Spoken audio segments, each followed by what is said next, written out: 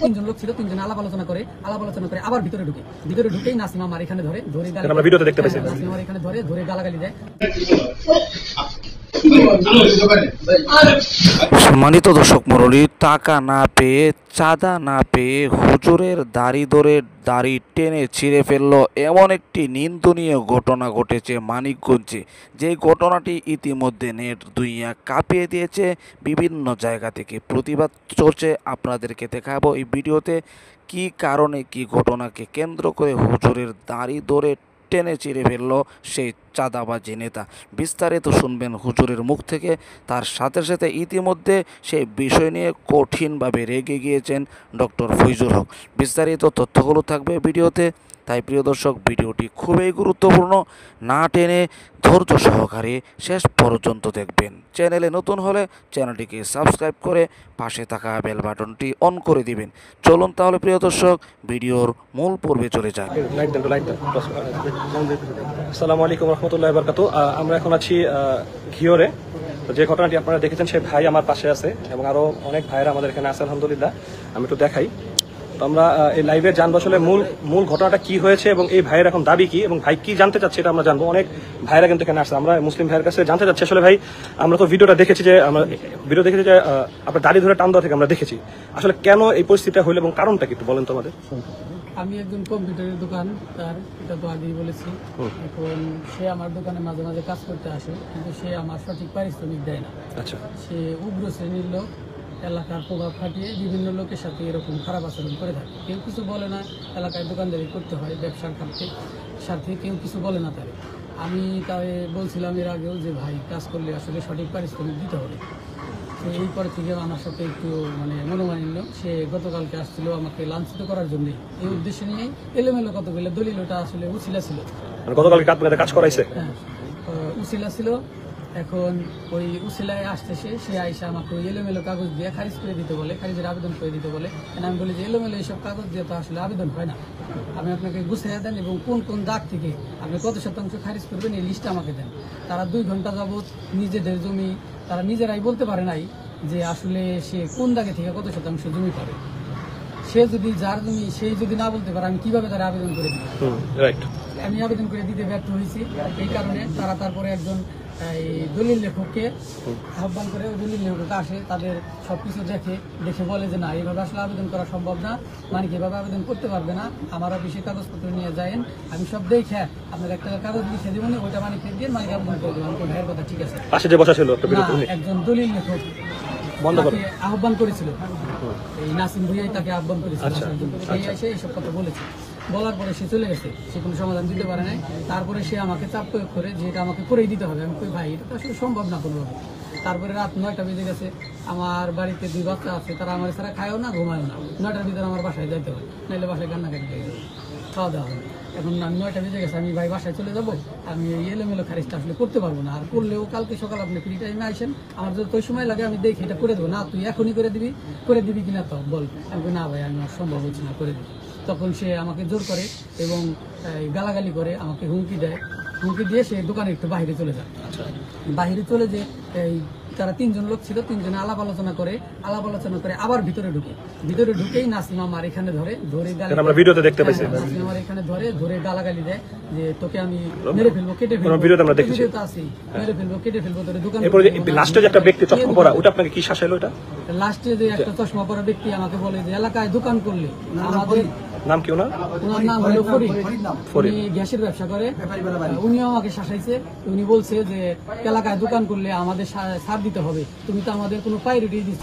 দাড়ি ধরে টানাটানি করে জুলুম, অত্যাচার, নিষ্ঠুরতার চরম পরিচয় দেখিয়েছে মানিকগঞ্জের একজন সন্ত্রাসী, যার মাথায় চুল নেই, টাকলা সেই সন্ত্রাসী। একজন দাড়িওয়ালা টুপিওয়ালার উপরে চরম অমানবিক অত্যাচার করেছে, যে ভিডিও ইতিমধ্যেই বাংলাদেশের বিভিন্ন প্রান্তে ভাইরাল হয়েছে। জনগণ জানতে চায় সেই টাকলার কি পরিচয় এবং কেন তিনি দাড়িওয়ালাকে এরকম করে টেনে হিঁচড়ে অত্যাচার করলেন। কি অমন অপরাধ যে কারণে নবীর সুন্নাত দাড়ির উপরে তোমাকে আক্রমণ করতে হবে, তার দাড়ি টেনে হিঁচড়ে তাকে অপমান করতে হবে, এটা কোন দেশের মানুষ কোনোভাবে সভ্য সমাজে সহ্য করতে পারে না। বাংলাদেশের 90% মুসলমানদের দেশে একজন মানুষের দাড়ি থাকবে, টুপি থাকবে, ইসলামিক পোশাক থাকবে, কিংবা ভিন্ন আদর্শেও সে যদি চলে, তার উপরে আপনি এভাবে অমানবিকতা দেখাতে পারেন না। আপনি অমানবিকতা দেখাতে গিয়ে তার দাড়ি ধরে বারবার টানছেন। এই দাড়িটার কাছে মনে হচ্ছে যেন আপনি চরমভাবে ক্ষিপ্ত এবং এই দাড়িওয়ালাকে আপনি যে কোনো মূল্যে শেষ করে ফেলতে চান, এরকম একটি মানসিকতা সেই টাকলা সন্ত্রাসীর চেহারায় দেখা গিয়েছে, কর্মকাণ্ডে দেখা গিয়েছে। সারা বাংলাদেশের মানুষ ফুঁসে উঠেছে, এই টাকলার বিচার চায় এবং এই টাকলা যেখানেই থাকুক না কেন তাকে ধরে এনে তারপরে সর্বোচ্চ শাস্তি নিশ্চিত করার আহ্বান জানিয়েছে বাংলাদেশের সকল ধরনের, সকল পেশার, সকল মতের মানুষরা। সোশ্যাল মিডিয়ায় এই মুহূর্তে নিন্দার ঝড় তুলছে যে একজন ব্যক্তির উপরে কিভাবে অমানবিক নির্যাতন চালানো হচ্ছে।